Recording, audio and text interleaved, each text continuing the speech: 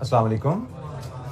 अच्छा जी, हमारी discussion capital investment appraisal के टॉपिक पे चल रही थी और कल हमने इंटरनल रेट ऑफ रिटर्न किसी कैपिटल प्रोजेक्ट की फिजिबिलिटी सर्च करते हुए उसका रेट ऑफ रिटर्न कैसे हम मेजर करते हैं, इंटरनल रेट ऑफ रिटर्न क्या है और how do we measure IRR using interpolation method, उसका डिसीजन रूल क्या है फिजिबिलिटी का और कंपैरिजन का। एनी क्वेश्चन कल के लेक्चर से कोई सवाल जी बेटा? मैंने ऐसी कोई बात नहीं की थी। मैंने कहा था हम ऐसा डिस्काउंट रेट ढूंढेंगे जिस पे एनपीवी 0 आए। तो ऐसा डिस्काउंट रेट जिस पे एनपीवी 0 आ जाए उसको हम IRR कहेंगे। दोनों जुमले में फर्क है। हम ऐसा डिस्काउंट रेट ढूंढते हैं जिस पे एनपीवी 0 आ जाए। जिस डिस्काउंट रेट पे कैश फ्लोज की एनपीवी 0 आती है वो डिस्काउंट रेट प्रोजेक्ट का रेट ऑफ रिटर्न होता है। बेटा बीच में कॉस्ट ऑफ कैपिटल कहीं इस्तेमाल हुई यहाँ पे? मैंने तो कहा हम ऐसा डिस्काउंट रेट ढूंढेंगे कि प्रोजेक्ट की एनपीवी 0 हो जाए। तो इस पूरे जुमले में कहीं कॉस्ट ऑफ कैपिटल इस्तेमाल हुई? तो हमने तो भाई रेट ढूंढा जिस पे एनपीवी 0 होती है, वो रेट प्रोजेक्ट का रेट ऑफ रिटर्न है। कॉस्ट ऑफ कैपिटल तो उसके बाद आती है। जब आपने प्रोजेक्ट का रेट ऑफ रिटर्न निकाल लिया फिर आप देखते हो कॉस्ट ऑफ कैपिटल क्या है। ठीक है, IRR की कैलकुलेशन में कॉस्ट ऑफ कैपिटल कहीं नहीं आई। हमने तो ऐसा रेट ढूंढा है जिस पे एनपीवी 0 हो रही है। ये एनपीवी मेथड वाली एनपीवी नहीं है। ये जुमला मैंने कल बोला था जिसको आपने पिक नहीं किया। ठीक है, ये एनपीवी मेथड वाली एनपीवी नहीं है। एनपीवी मेथड में जो एनपीवी आती है वो कैश फ्लोज को कॉस्ट ऑफ कैपिटल पे डिस्काउंट करके आती है। जहां पे हम कैश फ्लोज को कॉस्ट ऑफ कैपिटल पे डिस्काउंट नहीं कर रहे, हम तो खुद टकरे मारे ऐसा रेट मिले जिसपे एनपीवी 0। तो हमने हिट एंड ट्रायल से ऐसा रेट ढूंढा जिसपे एनपीवी 0 है, तो हमें पता लग गया प्रोजेक्ट का रेट ऑफ रिटर्न। अब हम कंपेयर करेंगे कॉस्ट ऑफ कैपिटल से कि प्रोजेक्ट का रेट ऑफ रिटर्न क्या आया है और कॉस्ट ऑफ कैपिटल क्या है, जो कि मैं क्वेश्चन में गिवन होगी। तो अगर तो प्रोजेक्ट का rate of return cost of capital से ज्यादा है तो हम कहते हैं प्रोजेक्ट फीजिबल है। अगर प्रोजेक्ट का rate of return cost of capital से कम है तो हम कहेंगे प्रोजेक्ट फीजिबल नहीं। ठीक है बेटा जी। एनी अदर क्वेश्चन, कोई और सवाल? जी बेटा।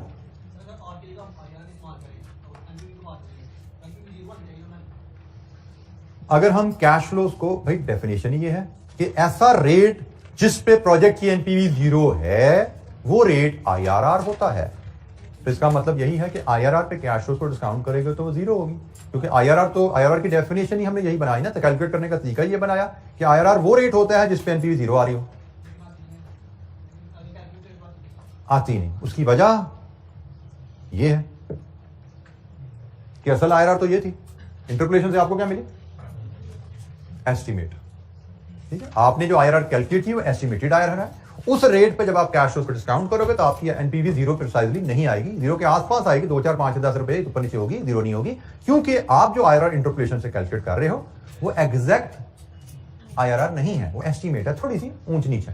ठीक है, आप एग्जैक्ट IRR कैलकुलेट करोगे तो IRR की तो मतलब ही है भाई वो रेट जिस पे एनपीवी 0 होती है।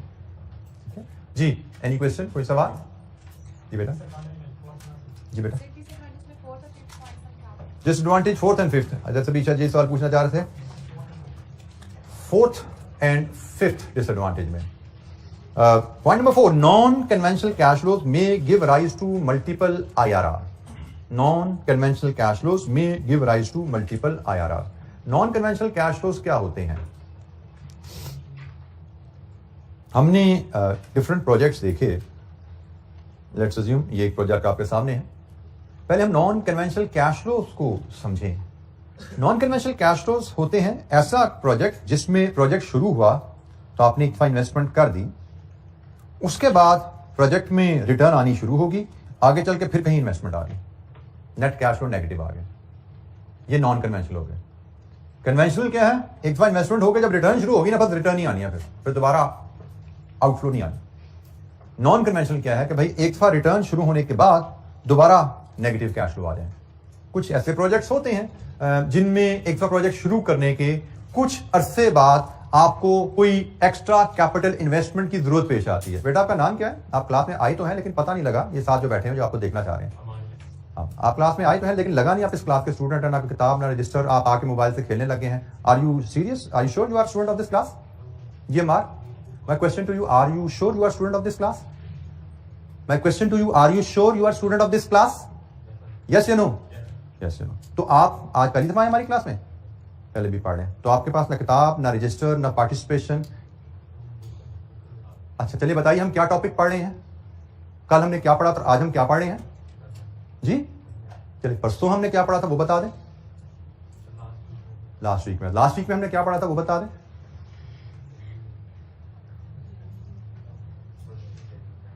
वगैरह पढ़ा था। मैं फिर दोबारा क्वेश्चन पूछता हूं, are you sure you are student of this class?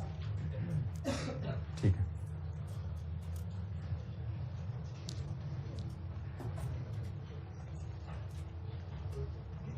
अच्छा जी, नॉन कन्वेंशनल कैश फ्लोज क्या होते हैं? तो ऐसे प्रोजेक्ट्स, कुछ प्रोजेक्ट की नेचर ऐसी होती है जिनमें एक इन्वेस्टमेंट के बाद जब रिटर्न शुरू हो जाती है तो फिर दोबारा आगे चल के कहीं आउटफ्लो आ जाते हैं। और किस वजह से आएंगे? मे बी आपकी मशीन में कोई मेजर ओवरऑल करवाना पड़ता है। प्रोजेक्ट मशीन की नेचर ऐसी है कि आपको मेजर ओवरऑल करवाना पड़ गया, जिसकी वजह से ओवरऑल बेशक आपने उस साल में कुछ कमाया भी, लेकिन ओवरऑल पे इतना ज्यादा खर्चा आ गया कि नेट आपका नेगेटिव हो गया। तो दिस इज नॉन कन्वेंशनल जी, दोबारा इन्वेस्टमेंट आ गई, बिल्कुल ऐसा ही है। कुछ प्रोजेक्ट की नेचर ऐसी होगी कि अभी मशीन चल रही थी, चलते चलते हमें बहुत मेजर उसको ओवरऑल कराना पड़ा, मजीद उसमें इन्वेस्टमेंट करनी पड़ी, तब हम उसको मजीद अगले 2 साल चला पाएंगे। कि 3 साल चलने के बाद इन्वेस्टमेंट करेंगे तो फिर अगले 2 साल चलेगी। सो इसको हम कहते हैं नॉन कन्वेंशनल कैश फ्लोज। अच्छा ये प्रॉब्लम क्या है, अभी इसमें जरा बात कंप्लीट कर लूं, ये डिस्कशन अभी हमारी कंप्लीट नहीं हुई। अब यहां पे जुमला क्या लिखा हुआ है? लिखा हुआ है non conventional cash flows may give rise to multiple IRR.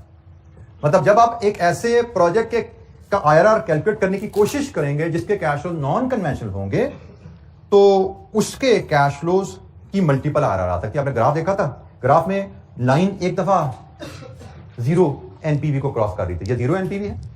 जो पहले आपसे ग्राफ मैंने शेयर किया था वो ग्राफ ये था कि लाइन एक दफा इसको क्रॉस करती है। लेकिन जब नॉन कन्वेंशनल कैश फ्लोज होते हैं तो ये स्टैटिस्टिकल एरर आ जाती है हमारी कैलकुलेशन में। ये स्टैटिस्टिकल एरर आ जाती है और फिर वो लाइन इस तरह 2 दफा क्रॉस कर जाती है इस लाइन को। एक तो यहां पे भी एनपीसी से एग्जांपल ये 10% है, इस पे भी एनपीवी 0 आ रही है, ये 20% है, इस पे भी एनपीवी 0 आ रही है। अब आईआरआर क्या है? ये प्रॉब्लम आ गया। तो ये इसकी एक इनहेरेंट लिमिटेशन है इस टूल की। सो अकॉर्डिंगली हम यहां से जो सीखते हैं कि आप फिर ऐसे प्रोजेक्ट की फिजिबिलिटी करते हुए जिसके कैश फ्लो नॉन कन्वेंशनल है, आप आईआरआर का टूल इस्तेमाल नहीं करेंगे। वैसे आईआरआर भी एक एडवांस टूल है, एनपीवी की तरह discounted cash flow based tool है, एक अच्छा टूल है, लेकिन इसकी एक लिमिटेशन है कि भाई ये हर प्रोजेक्ट में इस्तेमाल नहीं होगा। स्पेशली ऐसा प्रोजेक्ट जिसके कैश फ्लो नॉन कन्वेंशनल है, उस पर आपने इसको अप्लाई नहीं करना। बाकी प्रोजेक्ट्स पे you may feel at liberty कि एनपीवी का टूल लगा लें या आईआरआर का टूल लगा लें। लेकिन ऐसे प्रोजेक्ट जिसके आपने जब कैश फ्लो एस्टिमेट किए वो नॉन कन्वेंशनल निकले, तभी आगे चल के दोबारा आउटफ्लो आ जाएगा। जब हमने कमाना शुरू कर दिया फिर इन्वेस्टमेंट आ जाएगी, तो वहां पे आपने आईआरआर यूज नहीं करना। ठीक हो गया? तो ये है जी पॉइंट नंबर 4। और पॉइंट नंबर 5 को देखें, किधर गया? पॉइंट नंबर 5 के ऊपर है। At time it gives conflicting results with NPV. Conflicting result कैसे दिए इसने एनपीवी के साथ? तो वो बात हमारी यहाँ पे शायद ये डिस्कशन में भी कहीं आ रही थी, अगली डिस्कशन हमारी बात शुरू ही वहां से होनी थी, कॉन्फ्लिक्ट विद आईआरआर एनपीवी। अगर आप रिकॉल करें, हमने 2 प्रोजेक्ट्स डील किए थे, ए बी। हमने इनकी एनपीवी भी कैलकुलेट की थी कॉस्ट ऑफ कैपिटल पे, और हमने इनकी आईआरआर भी कैलकुलेट की थी। आईआरआर तो हमने कल ही कैलकुलेट की थी। ए की आईआरआर आई थी 17.75 और बी की आईआरआर आपने निकाली थी 23.04, ऐसे ही है। और एनपीवी हमने शायद लास्ट वीक की थी। ए की एनपीवी थी समवेयर 14,740 और बी की एनपीवी थी 6 समथिंग, क्या थी? 662। कॉस्ट ऑफ कैपिटल इस वक्त हमारी थी यहां पे 10%। ठीक है? एनपीवी मेथड जब अप्लाई किया तो हमने कॉस्ट ऑफ कैपिटल पे कैश फ्लो डिस्काउंट किया। प्रोजेक्ट ए की एनपीवी 14740 आई, प्रोजेक्ट बी की एनपीवी 6662 आई। प्रोजेक्ट ए का रेट ऑफ रिटर्न 17.75 आया, प्रोजेक्ट बी का रेट ऑफ रिटर्न 23.04 आया। हमने जब भी कोई इन्वेस्टमेंट अप्रेजल का टूल इस्तेमाल करते हैं, हम इसको 2 डिसीजंस के लिए देख सकते हैं। एक फिजिबिलिटी के लिए कि भाई हमने एनपीवी का टूल इस्तेमाल किया, तो एनपीवी के तहत क्या ये प्रोजेक्ट ए फीजिबल है? Answer is yes, NPV is positive, project A is feasible. क्या ये प्रोजेक्ट बी फीजिबल है? Answer is yes, project B is also feasible. A और बी में से बेहतर कौन सा है? एनपीवी मेथड के तहत जिस प्रोजेक्ट की एनपीवी ज्यादा है वो बेहतर है। आईआरआर मेथड पे आइए, क्या प्रोजेक्ट ए फीजिबल है? Answer is yes. क्यों? क्योंकि इसकी रिटर्न कॉस्ट ऑफ कैपिटल ज्यादा है। क्या प्रोजेक्ट बी फीजिबल है? यस, क्योंकि इसकी रिटर्न भी कॉस्ट ऑफ कैपिटल ज्यादा है। लेकिन इन दोनों में से बेहतर कौन सा है? B. This is the conflict we are talking about. अब ये याद रखिएगा, कॉन्फ्लिक्ट फिजिबिलिटी पे कभी नहीं आएगा। जो प्रोजेक्ट एनपीवी के तहत फीजिबल है वो प्रोजेक्ट आईआरआर के तहत भी फीजिबल होगा। जो प्रोजेक्ट एनपीवी के तहत नॉट फीजिबल है वो आईआरआर के तहत भी नॉट फीजिबल है। फिजिबिलिटी के क्वेश्चन पे इन टूल्स में कोई इख्तलाफ नहीं होता कि कोई प्रोजेक्ट फीजिबल है या नहीं है। दोनों टूल्स एक प्रोजेक्ट के बारे में सेम ओपिनियन देते हैं। But when it comes to comparison कि बेहतर कौन सा है, when it comes to comparison कि भाई बेहतर कौन सा है, देन देयर मे बी, हमेशा नहीं होगा conflict, there may be a conflict. ठीक हो गया? तो फिजिबिलिटी के क्वेश्चन पे कभी कॉन्फ्लिक्ट नहीं है। कंपैरिजन जब करोगे म्यूचुअली एक्सक्लूसिव प्रोजेक्ट कि भाई दो प्रोजेक्ट में से बेहतर कौन सा है, तो वहां पे there may be a conflict. Conflict आ भी सकता है और हो सकता है कॉन्फ्लिक्ट ना आए। जी जनाब, एनी क्वेश्चन? जी बेटा।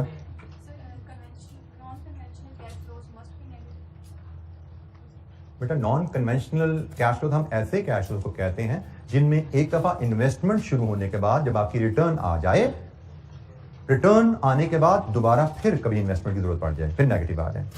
मतलब इन्वेस्टमेंट हुई, आपकी इन्वेस्टमेंट हुई शुरू में,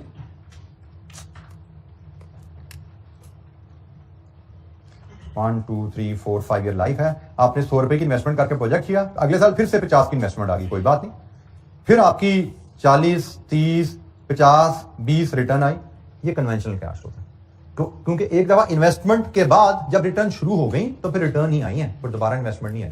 these are conventional cash flow. लेकिन एक दफा रिटर्न शुरू होने के बाद कभी दोबारा नेट कैश फ्लो नेगेटिव आ जाए तो हम उसको, ये नॉन कन्वेंशनल बन गया। नॉन कन्वेंशनल कैश फ्लो क्या है कि इन्वेस्टमेंट के बाद जब रिटर्न शुरू हुई तो फिर इन्वेस्टमेंट आ जाए, तो ये नॉन कन्वेंशनल कैश फ्लो हो गया। जी पीछे से कोई सवाल करना चाहते हैं? जी बेटा। एडवांटेज में पॉइंट नंबर 5,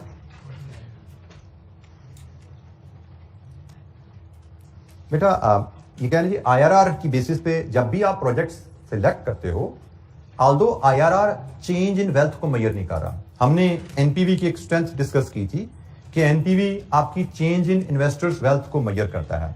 पॉजिटिव एनपीवी है, इसका मतलब है प्रोजेक्ट करने के नतीजे में you will become richer. Negative NPV है, इसका मतलब प्रोजेक्ट एक्सेप्ट करने की सूरत में you will lose your wealth, इसलिए हम नेगेटिव एनपीवी का प्रोजेक्ट नहीं करते।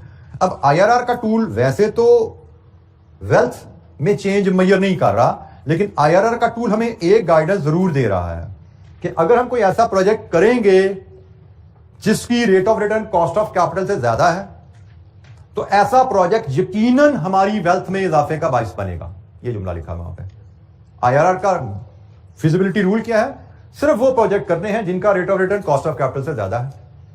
तो जिन प्रोजेक्ट्स का rate of return cost of capital से ज्यादा होता है उन प्रोजेक्ट्स की एनपीवी पॉजिटिव होती है ना। एनपीवी पॉजिटिव का मतलब क्या? एनपीवी मेथड में जब एनपीवी पॉजिटिव आती है इसका मतलब क्या है कि प्रोजेक्ट का rate of return cost of capital से ज्यादा है। तो वही मतलब यहां पे उस दूसरे अंदाज से देखा जा रहा है कि अगर प्रोजेक्ट का rate of return cost of capital से ज्यादा है, इसका मतलब इस प्रोजेक्ट की एनपीवी पॉजिटिव होगी। एनपीवी मेथड में इसकी पॉजिटिव आएगी एनपीवी, और पॉजिटिव एनपीवी का मतलब वेल्थ में इजाफा। तो यहां पे यही जुमला लिखा हुआ है कि if company selecting project where IRR exceeds the cost of capital should increase shareholders wealth. आप कोई ऐसा प्रोजेक्ट करेंगे जिसकी आईआरआर कॉस्ट ऑफ कैपिटल से ज्यादा है तो यकीनन शेयर होल्डर वेल्थ में इजाफा आएगा। जी आपका कुछ और लिखा हुआ है? माय मिस्टेक जी, मैं देख रहा था अगर नोट्स में कोई फर्क लिखा हुआ है तो इसको मैं देख लेता हूँ क्यों फर्क रह गया। इतनी लंबी तकरीर करवा दी, पहले बताया था। डज नॉट नीड, अच्छा वहां पे 6 है, does not need cost of capital to be known for its calculation. IRR calculate करने के लिए आपको कॉस्ट ऑफ कैपिटल जानना जरूरी नहीं है। आईआरआर कैलकुलेट करने के लिए कॉस्ट ऑफ कैपिटल जानना जरूरी नहीं है। आपको एनपीवी का टूल अप्लाई करना है।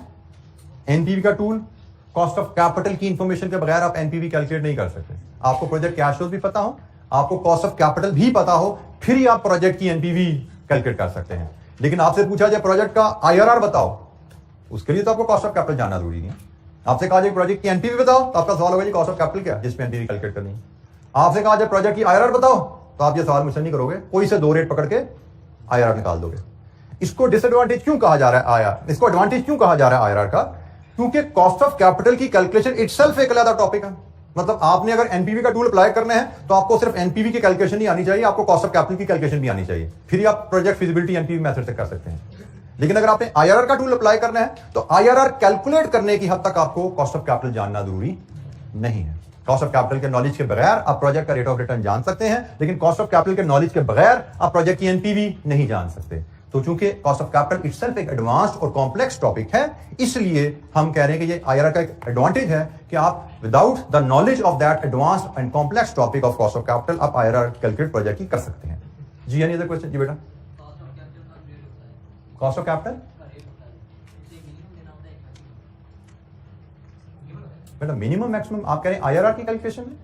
हमें क्वेश्चन में कॉस्ट ऑफ कैपिटल का रेट दिया जाता है, हमारी गाइडलाइन है कि हम एक रेट, दो रेट हमने आईआरआर के लिए सिलेक्ट करने होते हैं, वो रेट बाय द वे कोई से दो ले सकते हैं, लेकिन जनरल गाइडलाइन है कि एक रेट कॉस्ट ऑफ कैपिटल से कम ले लो, एक कॉस्ट ऑफ कैपिटल से ज्यादा ले लो। मिनिमम और मैक्सिमम का वर्ड मुनासिब नहीं है, तो एक मिनिमम रेट लेना है, एक मैक्सिमम लेना है, ऐसा नहीं है। एक डिस्काउंट रेट हम कॉस्ट ऑफ कैपिटल से कम ले लेते हैं, एक डिस्काउंट रेट हम कॉस्ट ऑफ कैपिटल से ज्यादा ले लेते हैं। ये हमारी गाइडलाइन है आईआरआर की कैलकुलेशन में। जी एनी अदर क्वेश्चन? कोई और सवाल? अच्छा जी, हमारी नेक्स्ट डिस्कशन है स्पेशलाइज्ड कैश फ्लोज से डीलिंग, उनकी डिस्काउंटिंग, एन्युटीज एंड परपेचुइटीज। ये दोनों से आप डील करना सीख चुके में हैं अपनी अर्लियर स्टडीज में, क्यूएम में, ऐसा ही है। तो सबसे पहले जी हमें ये पढ़ने की जरूरत क्यों पेश आती है कि हमें बाज़ का प्रोजेक्ट ऐसे मिलेंगे जिनकी हमें फिजिबिलिटी करनी होगी, उन प्रोजेक्ट के कैश फ्लोज एन्युटी की शेप लेंगे या परपेचुइटी की शेप लेंगे। तो एन्युटी शेप में कैश फ्लोज आए, उनकी डिस्काउंटिंग हमें आनी चाहिए, परपेचुइटी शेप में कैश फ्लोज आए, उनकी डिस्काउंटिंग हमें आनी चाहिए, तभी हम कैश फ्लोज की पीवी लेके नेट प्रेजेंट वैल्यू कैलकुलेट कर पाते हैं। तो एन्युटी की डेफिनेशन क्या है जी? Annuity is a series of cash flows, series मतलब एक से ज्यादा कैश फ्लोज में होते हैं, having all following three characteristics. ये तीनों कैरेक्टरिस्टिक्स उसमें होंगी। उस सीरीज का हर कैश फ्लो बराबर होगा और हर कैश फ्लो का दरमियानी इंटरवल बराबर होगा, और तीसरी चीज डेफिनेट पीरियड ऑफ टाइम के लिए होगा। तो ऐसी सीरीज ऑफ कैश फ्लोज, ऐसी सीरीज मतलब एक से ज्यादा कैश फ्लोज की लिस्ट है जिसमें कैश फ्लोज बराबर है, कैश फ्लोज के दरमियान वक्फा बराबर है, और कैश फ्लोज का पीरियड डेफिनेट है, डिफाइंड है। कब शुरू हुई सीरीज, कब खत्म हुई, ये भी हमें पता हो, तो हम इसको एन्युटी कहते हैं। और एन्युटी की पीवी लेने का तरीका जो आपने सीखा हुआ है, annual cash flows into annuity factor. ये एक सिंपल सी कैलकुलेशन है जो आपने सीखी भी है, और इस कैलकुलेशन की लॉजिक समझने के लिए मैं आपको एक छोटा सा केस आपके साथ अगर शेयर करूं। लेट्स अज्यूम आपको ईयर वाइज एक कैश फ्लो की फिगर दी जाए, आपको कहा जाए भाई ईयर 1, 2, 3, आगे चलकर मजीद इस पे बात करेंगे। 1 का मतलब होता है आज से 1 साल बाद, 2 का मतलब होता है आज से 2 साल बाद, 3 का मतलब होता है आज से 3 साल बाद। अगर आपको कहा जाए कि भाई ये 3 कैश फ्लोज हैं जो आपने रिसीव करने हैं फॉर दैट मैटर, अगले 3 सालों में आपको सालाना ये अमाउंट आएगी, तो we can call this an annuity. ये एक एन्युटी है क्योंकि इसमें तीनों खसूसियात मौजूद हैं। इसके कैश फ्लोज बराबर हैं, हर कैश फ्लो के दरमियान वक्फा भी बराबर है, 1-1 साल का वक्फा है, और इनका पीरियड भी डिफाइंड है। साल बाद पहला कैश फ्लो आएगा और आखिरी कैश फ्लो 3 साल बाद आएगा। तो तीनों क्वालिटीज मौजूद हों तो फिर हम इसको एन्युटी कहते हैं।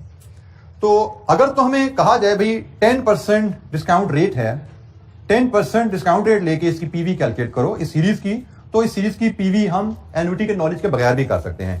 प्रेजेंट वैल्यू टेबल पर जाइए तो 10% 1 ईयर 0.909, 10% 2 ईयर 0.826, 10% 3 ईयर 0.7। हम एन्युटी के नॉलेज के बगैर भी सीरीज की प्रेजेंट वैल्यू कैलकुलेट कर सकते हैं। 909, 826, 751 सम कीजिए तो 2 फेरिट्स। अब ये जो कैलकुलेशन हमने की है, हमने इसमें 3 मल्टीप्लिकेशन की है, 1 एडिशन की है। लेकिन इस कैलकुलेशन को अगर मैं थोड़ा सिंप्लीफाई करूं तो मैं इस कैलकुलेशन को ऐसे भी प्रेजेंट कर सकता हूं। Present value is equal to 1000 into 0.909 plus 1000 into 0.826। मैं इसको एक तरह इक्वेशन शेप में ला रहा हूं, प्लस 1000 इंटू 0.751। यही कैलकुलेशन है जो मैंने परफॉर्म किया ऊपर टेबल में। मैंने ऊपर टेबल में परफॉर्म की थी, इधर मैं एक लाइन में ले आया। मैथमेटिकली यू शुड रिकॉल कि 1000 इसमें कॉमन है, ऐसा ही है, 1000 कॉमन है, बाहर निकालें तो बीच में क्या बचा 0.909 प्लस 0.826 प्लस 0.751, और इनको अगर सम कर लें तो ये बनता है जी 1000 इंटू 2.486 और ये जनाब 2486। तो इंस्टेड कि मैं ये 3 मल्टीप्लिकेशन और एक एडिशन से यहां पहुंचूं, अगर मुझे ये वैल्यू मिल जाए तो मैं एक मल्टीप्लिकेशन से अपनी रिक्वायर्ड वैल्यू ले पाता हूं। यही एन्युटी का कॉन्सेप्ट है कि अगर आपको एक सीरीज ऑफ कैश फ्लो को डिस्काउंट करना हो तो आप एनुअल कैश फ्लो को एन्युटी फैक्टर से मल्टीप्लाई करके पीवी ले लेते हो। और अब एन्युटी फैक्टर, इसको हम एन्युटी फैक्टर कह रहे हैं, इसको हम एन्युटी फैक्टर कह रहे हैं। एन्युटी फैक्टर से मुराद किसी एन्युटी की पीवी लेनी हो तो उसके लिए जो हम फैक्टर यूज कर रहे हैं। अब यहां से आप एन्युटी फैक्टर की कंस्ट्रक्शन समझ सकते हो, एन्युटी फैक्टर आता कहां से ये समझ सकते हो। तो एन्युटी फैक्टर बेसिकली क्या है?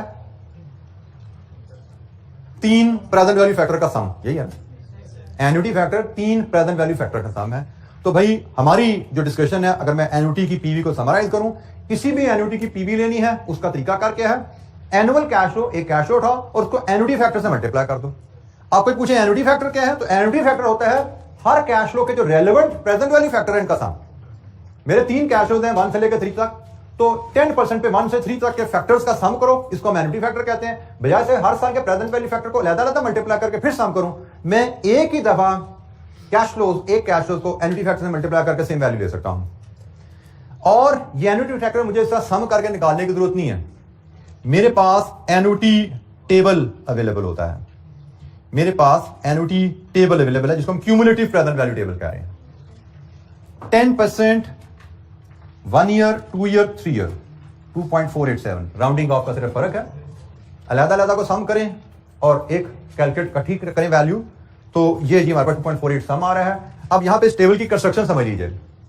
N1 पे 1 साल का फैक्टर है, N2 पे 1 और 2 का सम है, N3 पे 1, 2, 3 का सम है, N4 पे 1, 2, 3, 4 का सम है। तब आपको आपके कैश फ्लोज जिन सालों से रिलेट करते हैं उस साल उतने सालों का सम आपने उठाना है। तो जैसे हमारे कैश फ्लोज 1, 2, 3 से रिलेट करते थे, हमारा R 10% था तो हमने ये उठा लिया, annual cash flow into annuity factor. और एन्युटी फैक्टर क्या है? रेलेवेंट प्रेजेंट वैल्यू के फैक्टर का सम, और वो हम क्यूमुलेटिव प्रेजेंट वैल्यू टेबल से निकाल सकते हैं। और बाय द वे ये इसका फार्मूला है। जैसे प्रेजेंट वैल्यू का हमने फार्मूला पढ़ा था ना, 1 + R - n, इसी तरह एन्युटी फैक्टर कैलकुलेट करने का, सम कैलकुलेट करने का फार्मूला भी हमारे पास टेबल के टॉप पे अवेलेबल होता है। और ये फार्मूला हमें जरूरत क्यों पेश आती है? क्योंकि टेबल की एक लिमिट है। टेबल जाता है जी 20 साल तक, जैसे ये टेबल 20 साल तक जा रहा है और 20% तक जा रहा है। 2 हिस्से हैं, 10% का हिस्सा एक ये है, 10% से 20 साल ये है, और 11% से 20 साल ये है। इसका मतलब अगर हमारा कोई कैश फ्लो 20 साल से आगे जा रहा है तो टेबल की लिमिट खत्म हो जाएगी। हमारा डिस्काउंट रेट 20% से ज्यादा है, टेबल की लिमिट खत्म होगी, हमें फार्मूले की जरूरत पड़ेगी फैक्टर कैलकुलेट करने के लिए। तो हमें फार्मूला भी हमें पता होना चाहिए कहां से अवेलेबल होगा। I don't think we will have to memorize it. ये टेबल के साथ हमें फार्मूला भी एग्जाम में अवेलेबल होता है, तो फार्मूला भी अवेलेबल होगा, टेबल भी अवेलेबल होगा। तो जहां पे वैल्यूज टेबल के अंदर है, टेबल से पिक कर लें, जो वैल्यूज टेबल की रेंज से बाहर है, इस फार्मूला की मदद से हम कैलकुलेट किया करेंगे। तो एन्युटी क्या है, और एन्युटी की प्रेजेंट वैल्यू कैलकुलेट करना, और एन्युटी फैक्टर, ये जी हमने बात की। ये एन्युटी आ गई, ये पीवी ऑफ एन्युटी की बात आ गई, और ये एन्युटी फैक्टर की डेफिनेशन, और ये उसका formula. Annuity factor is a summation of relevant present value factors and it can be obtained from NVT tables available in the books, exam में available on demand, and this is the factor to calculate present value factor। जैसे मैं इसी फॉर्मूले में ये values feed करूं जो भी हमने यूज की, हमने जो वैल्यूज यूज की उसमें n था 3 साल और R था 10%। इस डाटा को लेके 1 - 1.10 raised to power -3 over 0.1, इसको सॉल्व कीजिए, you should get this answer 2.487। ये आंसर आपको यहां से मिलेगा। तो ये फार्मूला की मदद से हमने ये कैलकुलेशन परफॉर्म की होती है। ये टेबल हमें इसी फार्मूला की मदद से बनाया गया है। जी एनी क्वेश्चन? हमें फार्मूला का इस्तेमाल भी आना चाहिए, लेकिन हम प्रेफर टेबल का यूज किया करेंगे जहां तक एप्लीकेबल है। जहां पे टेबल की लिमिट से बाहर निकले वहां पे हम फार्मूला इस्तेमाल कर लिया करेंगे। जी एनी क्वेश्चन? कोई सवाल? एन्युटी की डेफिनेशन, एन्युटी की पीवी कैलकुलेट करने का तरीका, और एन्युटी फैक्टर की कहानी। एन्युटी की टाइप्स भी आपने पढ़ी हुई हैं। Normal annuity, delayed annuity, advance annuity. Annuity due भी किसी को कहा जाता है इनमें से, तो वो उससे फर्क नहीं पड़ता। By whatever name you called, there are 3 types of annuity, normal, delayed and advance. Normal annuity है जी ऐसी series which starts after 1 year. जैसे मैंने जो एग्जांपल अभी आपसे शेयर की थी, इसमें पहला कैश फ्लो कब आया था? After 1 year. That was normal. That was case of normal annuity. Case number 2 delayed annuity, ऐसी सीरीज जिसमें कैश फ्लो शुरू हो बियॉन्ड 1, एक के बाद शुरू होते हैं, वो 2 से हैं, 3 से हैं, या 4 से हैं, 10 से हैं। साल बाद नहीं पहला कैश फ्लो आया, 2 साल बाद आ गया, 4 साल बाद पहला कैश फ्लो है, 10 साल बाद पहला कैश फ्लो है। तो ऐसी सीरीज जो बियॉन्ड 1 शुरू होती है उसको हम डिलेड एन्युटी कहते हैं। और ऐसी सीरीज जो इमीडिएटली शुरू होती है, आज से ही शुरू हो गई, उसको हम एडवांस एन्युटी कहते हैं।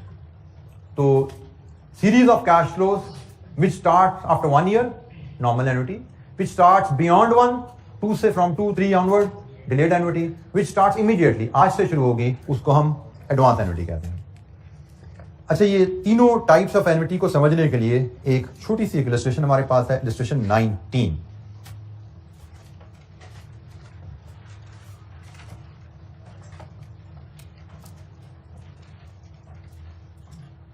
ये इलस्ट्रेशन 19 का डाटा है जी हमारे पास। Calculate present value of an annuity of 1000 per annum for 5 years, 1000 सालाना 5 साल तक, starting 1 year from now, starting immediately, starting in 4 years time. By definition ये नॉर्मल है, ये एडवांस है और ये डिलेड है। ये तीनों एन्युटी की हमें एग्जांपल दी गई है और हमसे कहा गया कॉस्ट ऑफ कैपिटल 10% है, 10% पे डिस्काउंट करने हैं इस 1000 की एन्युटी को। तो just to understand things in a better way, मैं एक काम करता हूं, मैं इन तीनों एन्युटीज को एक लाइन पे प्लॉट करता हूं। मैं एक लाइन पे इन एन्युटीज को प्लॉट करता हूं, फिर हम इनकी डिस्कशन हम करते हैं। इलस्ट्रेशन 19, ये जी मैंने एक लाइन ड्रॉ की, इसमें ये टुडे आ गया, ये 1 year, 2 year, 3, 4, 5, 6, 7 एंड 8 तक कहानी जाने वाली है। पार्ट 1 हमें कहता है जी हमारी सीरीज शुरू होगी 1000 for 5 years in 1 year time. साल बाद 1000 आएगा, 2 साल बाद 1000 आएगा, 3 साल बाद, 4 साल बाद, 5 साल बाद। दूसरा पार्ट कहता है कि हमारी सीरीज जो है 1000 की वो इमीडिएटली शुरू हो जाएगी, मतलब पहला 1000 इधर ही आ जाएगा, 1, 2, 3, 4 और ये 5। और तीसरा पार्ट हमें कहता है कि हमारी सीरीज शुरू होगी 4 साल बाद, मतलब पहला 1000 इधर आएगा, इसके बाद टोटल 5000 पूरे होने हैं।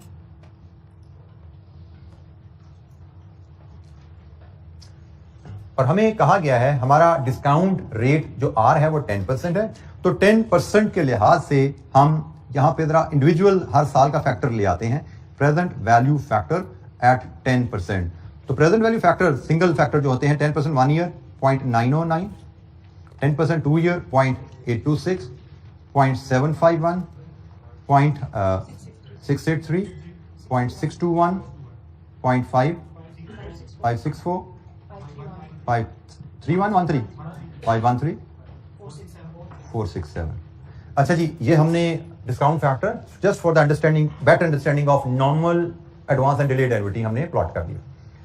अब ये सारी हमारी एन्युटीज है, ऐसा ही है, ये सारी हमारी एन्युटीज हैं, लेकिन टाइमिंग डिफरेंट है। ये एन्युटी साल बाद शुरू होगी, ये एन्युटी आज से शुरू हो रही है, ये एन्युटी 4 साल बाद शुरू हो रही है, लेकिन तीनों एन्युटी में जो कॉमन चीज है, 5 cash flows 1000 each, 5 annual cash flows 1000 each, ये कॉमन चीज है, लेकिन टाइम डिफरेंस जो है वो स्टार्टिंग पॉइंट का है।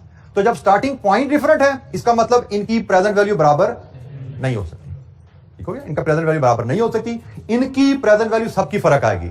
लेकिन बेसिक फार्मूला जो हमने सीखा हुआ है पीवी ऑफ एन्युटी का, वो है जी annual cash flow into annuity factor. अब एनुअल कैश फ्लो की बात करें तो वो इन तीनों में सेम है। पहले केस का भी 1000 है, दूसरे केस का भी 1000 है, तीसरे केस का भी 1000, ऐसा ही है। यह हम पीवी की कैलकुलेशन के लिए जा रहे हैं, तो भाई एनुअल कैश फ्लो तो तीनों में सेम है, इसका मतलब फर्क है तो वो एन्युटी फैक्टर में है, क्योंकि पीवी फर्क आनी है, एन्युटी फैक्टर में फर्क है। अब जरा एन्युटी फैक्टर की डेफिनेशन ध्यान में रखो, annuity factor is sum of relevant present value factor. तो जनाब पहली एन्युटी के रेलेवेंट प्रेजेंट वैल्यू फैक्टर यहां से यहां तक है, हमें इनका सम चाहिए, ऐसे ही है। पहले केस के लिए हमारी एन्युटी 1 से लेके 5 तक है, तो हमें 1 से लेके 5 तक के प्रेजेंट वैल्यू के फैक्टर का सम चाहिए। और अभी हमने डिस्कशन की थी टेबल की कंस्ट्रक्शन और मैंने आपसे कहा था भाई ये टेबल की कंस्ट्रक्शन ऐसी है कि इसमें N2 पे 2 साल का सम है, 3 पे 3 साल का सम है, तो हमें कितने साल का सम चाहिए? 5 साल का। वो ये अवेलेबल है, रेडीली अवेलेबल। N5 पे जो वैल्यू मिल रही है आपको, जो 10% N5 पे जो वैल्यू मिल रही है, ये 1 से 5 तक का सम है। ये 1 से 5 तक का सम है, तो हमें यही चाहिए था, हमें 1 से 5 का ही सम चाहिए था। तो हम 1 से 5 का सम 3.791 यहां से पिक करते हैं। तो पहले केस में 1000 इंटू 3.791 इट इज रुपीज 3791। ये जी प्रेजेंट वैल्यू आ गई। पहला केस हमारा 1000 इंटू 3.791, क्योंकि हमारी नॉर्मल एन्युटी है, नॉर्मल एन्युटी के लिए 1 से 5 तक का सम चाहिए। 1 से 5 का सम डायरेक्टली हमें टेबल में मिल गया, हमने उठा लिया N5 पे जाके। दूसरा केस, हमारी एन्युटी शुरू हो रही है आज से। पहला कैश फ्लो आज है और आखिरी कैश फ्लो हमारा 4 पे आ रहा है। तो जनाब यहां से लेके यहां तक का हमें सम चाहिए। तो अगर मैं N4 पे जाता हूं, मैं अगर N4 पे जाता हूं, तो N4 मेरे कितने कैश फ्लोज को कवर कर रहा है? मेरे 4 कैश फ्लोज को कवर कर रहा है। ठीक है, जरा N4 पे जाइए और N4 से वैल्यू उठाइए। N4 3.170 पहले हम ये वैल्यू लेके आते हैं अपने सामने। 3.170। Now my question to you, क्या ये वैल्यू, हमने तरीका सीखा एन्युटी फैक्टर होती है हर कैश फ्लो का रेलेवेंट फैक्टर का सम, तो क्या ये 3.170 मेरे हर कैश फ्लो के फैक्टर को कवर कर गया? Answer is no. मेरा एक कैश फ्लो इसमें बाहर रह गया, क्योंकि मेरा टेबल तो शुरू होता है 1 ऑनवर्ड, 1 2 3 4। ये मेरा कैश फ्लो आज का है। और अब मैं अगर अपनी प्रेजेंट वैल्यू एनपीवी की डिस्कशन साथ रिकॉल करूं, तो हमने पढ़ा हुआ है जो आज का कैश फ्लो होता है वो ऑलरेडी प्रेजेंट वैल्यू में होता है, उसने डिस्काउंट नहीं होना होता, इसलिए उसका फैक्टर 1 होता है। आज के कैश फ्लो का फैक्टर 1 होता है। तो जनाब ये एक मैनुअल एडजस्टमेंट हमें करनी पड़ेगी। हमें टोटल 5 कैश फ्लोज के लिए 5 फैक्टर का सम चाहिए। हमारी एडवांस एन्युटी में आखिरी फैक्टर N4 पे आ रहा है। हम आखिरी फैक्टर N4 पे गए, वहां से जब हमने वैल्यू उठाई वो 1 2 3 4 का सम है। हमने कहा जी हमारी एक कैश फ्लो पीछे रह गई, ये तो इस लिस्ट में कवर ही नहीं हुई। N4 तक तो 1 से 4 का सम आया, ये पीछे रह गई, ये पीछे रह गई। बट हमें पता है जो आज का कैश फ्लो होता है उसका डिस्काउंट फैक्टर 1 होता है। ये हम पीछे डील करते आए हैं। आज का cash flow already present value में है, इसको 1 से मल्टीप्लाई करके प्रेजेंट वैल्यू में लाते हैं, तो इसका जो फैक्टर 1 है उसको मैनुअली एडजस्ट करते हैं यहाँ पे। और ये जनाब हमारे पास प्रेजेंट वैल्यू आ गई इसकी रुपीज 4170। तो असूल क्या रहा? आपने अपनी एडवांस एन्युटी में आखिरी कैश फ्लो को देखा, वो किस साल का है, उस साल का एन्युटी फैक्टर उठा लिया। आखिरी कैश फ्लो ईयर 4 का है, उसका एन्युटी फैक्टर उठा लिया। फिर चेक करना है कि भाई क्या हमारे सारे कैश फ्लो कवर हुए, तो एडवांस में आंसर इज नो, हमारा एक कैश फ्लो रह गया, उसका 1 हम इसमें मैनुअली एडजस्ट कर देते हैं। अच्छा, सिमिलर अगर मैं प्रोसेस करूं ये डिलेड एन्युटी पे, तो डिलेड एन्युटी पे मेरा आखिरी कैश फ्लो कब है? 8 पे। तो मैं अगर N8 पे जाऊं, अगर मैं N8 पे जाऊं, 10% N8 5.335, जरा फॉलो करना जरा, 5.335। क्या ये फैक्टर मेरी एन्युटी के लिए सूटेबल है? Answer is no. ये फैक्टर तो सम है 8 का, 1 से लेके 8 तक का सम है। तो मुझे तो कहां से कहां तक चाहिए था? 4 से 8 तक चाहिए। तो क्या करूं? माइनस कर दूं। क्या माइनस करूं? पहले 3 माइनस कर दूं, तो पहले 3 का सम मुझे मिल जाता है, वो भी टेबल से। तो पहले 3 का सम ये आ रहा है जी 2.487। इसमें से माइनस कर देंगे तो जनाब ये वैल्यू कितनी बनी? 2848। तो हमने डिलेड एन्युटी को कैसे हैंडल किया, अगर मैं इसकी कहानी थोड़ी सी यहां पे लिख दूं। मैंने एक एन्युटी फैक्टर लिया N1 से 8 का, इसमें से मैंने माइनस कर दिया N1 से 3 का फैक्टर, तो रिजल्टेंटली जो मुझे फैक्टर मिल गया वो N4 से 8 का है। ठीक है, यहां पे मैं अभी वो ऑन कर देता हूं। एक कॉमन टेंडेंसी रहेगी कि N8 के फैक्टर में से N4 माइनस कर, तो भाई 4 नहीं माइनस करना, 4 का कैश फ्लो तो हमारे पास है। हमने तो वो फैक्टर माइनस करना जिसका कैश फ्लो हमारे पास नहीं है। तो हमारे पास 1 से 8 तक 1 2 3 नहीं है, हमें 1 से 8 तक के सीरीज में से 1 2 और 3 नहीं है, तो हमें 1 से 3 तक का सम माइनस करना है। तो हमें 4 5 6 7 8 ये 5 फैक्टर्स का सम मिल जाएगा जो हमारे लिए रेलेवेंट है, हमारे कैश फ्लोज के रेलेवेंट फैक्टर का सम यहां से मिलता है। तो डेफिनेशन अगर आपने याद रखी हुई है कि एन्युटी फैक्टर क्या होता है, सम of relevant present value factor. तो रेलेवेंट फैक्टर का सम हम निकाल लेंगे। डिलेड एन्युटी को, before we do some more activity, revision activity on this, delayed annuity को डील करने का इसके अलावा भी एक तरीका होता है। सम of you may have learned that in QM। दोनों अल्टरनेटिव मेथड है, दोनों इक्वली गुड काम करते हैं। तो जब हम जाएंगे ना इंशाअल्लाह CFAP 4 में, तो CFAP 4 में मैं आपको ये मेथड डिस्कस नहीं करूंगा, डिलीट एन्युटी का दूसरे वाला मेथड ही पढ़ाऊंगा। लेकिन मुझे लगता है स्टेज पे शायद इस मेथड को एब्जॉर्ब करना जरा आसान रहता है। CFAP 4 में हमें वही मेथड लेकर चलना होता है क्योंकि वहाँ पे क्वेश्चंस ऐसे आ जाते हैं जिन पे ये मेथड फेल हो जाता है। बट इस लेवल पे हमें ऐसा कोई चैलेंज नहीं है, हमें जो क्वेश्चन आते हैं उनके लिए ये मेथड वर्केबल है और हमें इसको स्टेज पे सीखना आसान है। सिंपल हम एक डेफिनेशन बना लेते हैं, sum of relevant present value factor, उसके तहत लेकर हम इसको चलते जाएंगे, हमें कोई दिक्कत नहीं होगी। तो नॉर्मल एन्युटी है, एडवांस एन्युटी है, डिलेड एन्युटी है, हम तीनों को ले पाएंगे। जी एनी क्वेश्चन, कोई सवाल? अच्छा, हमारे पास एक इलस्ट्रेशन है, इलस्ट्रेशन 20, जो इसकी रिपीट रिवीजन एक्टिविटी है। तो लेट्स परफॉर्म इलस्ट्रेशन 20। अच्छा, यहां पे हमारे पास इलस्ट्रेशन 20 का जो डाटा हमारे पास है, तो यहां से अगर मैं इसको आपकी साथ इधर ही सॉल्व करने की कोशिश करूं, यहीं पे क्वेश्चन पे ही आंसर, तो वैसे इसके चैप्टर एंड पे अवेलेबल होते हैं, तो उसकी व्हाइट बोर्ड पे इसका आंसर आपको मैं शेयर नहीं करूंगा, यहीं पे आएगा। तो भाई एनुअल कैश फ्लो है, इसको मल्टीप्लाई करना है एन्युटी फैक्टर के साथ, और एन्युटी फैक्टर हमें चाहिए 3 से लेके 15 तक का सम 15% पे। इसका तरीकाकार क्या रहेगा? आप पहले 15% 15 ईयर का सम उठाओ, 15% 15 साल, 15% 15 साल, 5.847, 5.847,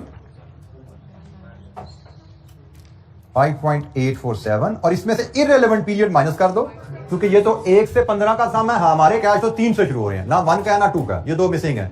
तो 15% 2 साल 1.626 लीजिए जी। यहां से आप प्रेजेंट वैल्यू बताइए जी, 12663 लीजिए जी, ये प्रेजेंट वैल्यू आ गई हमारी इलस्ट्रेशन 1 की। इलस्ट्रेशन 2, एनुअल कैश फ्लो 5000 है, 12% डिस्काउंट रेट है, और 1 से 10 का सम तो सीधा हमें 10 पे मिल जाएगा जाके ना। तो नॉट टेबल पे जाइए, एंड 10 पे जाइए, 12% 10 ईयर, 12% एंड 10 ईयर, ये जो वैल्यू है, और ये 1 से 10 तक का ही सम है, हमें यही चाहिए था 5.650, 5.650। तो वैल्यू क्या आई? 28250 लीजिए जी, ये भी हैंडल हो गया। अब आइए annual cash flow 15 every year, starting 0 से 15 एंड रेट इज 25 के हम जाते हैं तो टेबल में तो 25 का टेबल नहीं अवेलेबल, इसका मतलब हमें यूज करने पड़ेगा फार्मूला। तो फार्मूला इस्तेमाल करते हुए इसकी मैं अगर यहां पे वर्किंग से बनाता हूं, ये मैं यहां पे अगर फार्मूला लिखा हूं तो फार्मूला था जी 1 minus 1 plus r raise to power minus n over r। तो 1 माइनस r इज 25, और n इस केस में हम लेते हैं हमारा आखिरी कैश फ्लो 15। तो जनाब n माइनस 15 कीजिए, वैल्यू बोलिए क्या है?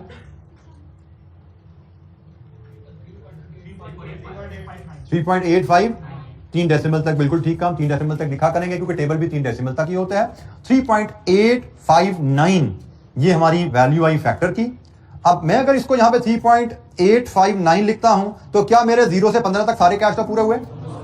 नो, ये तो 1 से 15 तक है, तो 0 का फैक्टर +1, क्योंकि ये जो मैंने फार्मूला यूज किया इसने मुझे 1 से 15 का सम दिया है, तो 0 के लिए 1 ऐड किया, क्या वैल्यू आई? 72885 लीजिए जी, ये हमारे पास इलस्ट्रेशन नंबर 3, ये वर्किंग 1 के थ्रू मैंने यहां पे वर्किंग 1 परफॉर्म की, जिसके थ्रू मैं ये लेके आया। इसके बाद है जी illustration number 4, annual cash flow है 50,000, इसके लिए फैक्टर चाहिए 6% 8 to 20। इसका तरीकाकार होता है 6% 20 ईयर्स पे जाइए, मिलता है टेबल में, ये तो 6% और 20 ईयर्स, 6% 20 ईयर्स 11.47, 11.47। अब क्या ये मेरे लिए ठीक है? हमारे कैश फ्लो से मैच करता है? Answer is no. ये तो सम है 1 से 20 का, हमें तो 8 से 20 का सम चाहिए। तो कौन से माइनस करने हैं? 7। 8 से 20, 8 पे तो हमारा कैश फ्लो आ गया ना, तो हमें 1 से 7 तक जो है वो माइनस करना है। तो 6% N7 सॉरी 5.582 5.582 इसमें से माइनस कर देंगे जी 5.582। तो जनाब यहां से हमें इसकी प्रेजेंट वैल्यू मिल गई, कितनी है जी 294400। लीजिए जी, ये हमारी चौथी इलस्ट्रेशन भी होगी। एनी क्वेश्चन, एनुटी क्या है, एनुटी की टाइप्स क्या है, और एनुटी की पीवी कैसे ली जाती है। Different types of annuity, normal annuity, advance annuity, delayed annuity. हमें एग्जाम में किसी भी नेचर का प्रोजेक्ट दिया जा सकता है जिसमें कुछ प्रोजेक्ट के कैश फ्लोज नॉर्मल एनुटी की शेप में होंगे, कुछ प्रोजेक्ट के कैश फ्लोज एडवांस एनुटी की शेप में हो सकते हैं, कुछ प्रोजेक्ट के कैश फ्लोज डिलेड एनुटी की शेप में हो सकते हैं। तो एनुटी की डिस्काउंटिंग हमें आती होगी तो हम efficiently, quickly present value calculate करके नेट प्रेजेंट वैल्यू में उसको यूज कर सकेंगे। हम एफिशिएंट कैलकुलेशन कर पाएंगे with the help of this tool. कोई सवाल?